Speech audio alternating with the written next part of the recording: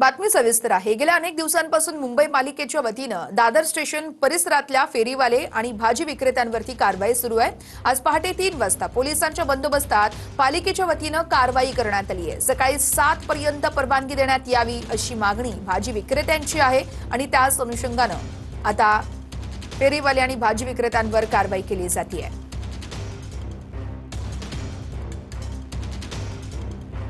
वगैरे घेऊन जातात महानगरपालिकेवाले, कशा प्रकारे बघता तुम्ही?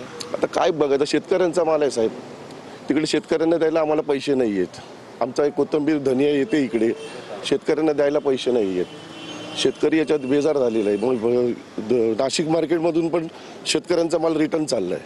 कोळंबकर साहेब काल आले होते, काल कोळंबकर साहेबांना पण आम्ही भेटलो। कोळंबकर साहेब बोलले ठीक आहे, आम्ही अधिवेशनात विचारतो, आम्हाला 4 ते 7 पर्यंत परवानगी द्या।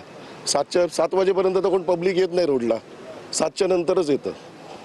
नक्कीच हा सेनापती बापट मार्ग आहे, दादर परिसरातील हा मार्ग आहे। इथे भाजी विक्रेते या ठिकाणी अशा प्रकारे जमलेले आहेत। कमीत कमी 7 वाजेपर्यंत तरी आम्हाला या ठिकाणी हा व्यवसाय करण्याची परवानगी द्यावी, कारण तोपर्यंत कोणी गर्दी नसते, लोक नसतात, त्यामुळे 7 पर्यंत तरी परवानगी द्यावी अशी विनंती, अशी मागणी जी आहे फळ विक्रेत्यांनी, भाजी विक्रेत्यांनी केली आहे। त्यामुळे आता सरकार याकडे कसं लक्ष देईल हे पाहणं महत्त्वाचं असणार आहे। कॅमेरा नाशिकसोबत रणजित इंगळे, TV9 मराठी, मुंबई।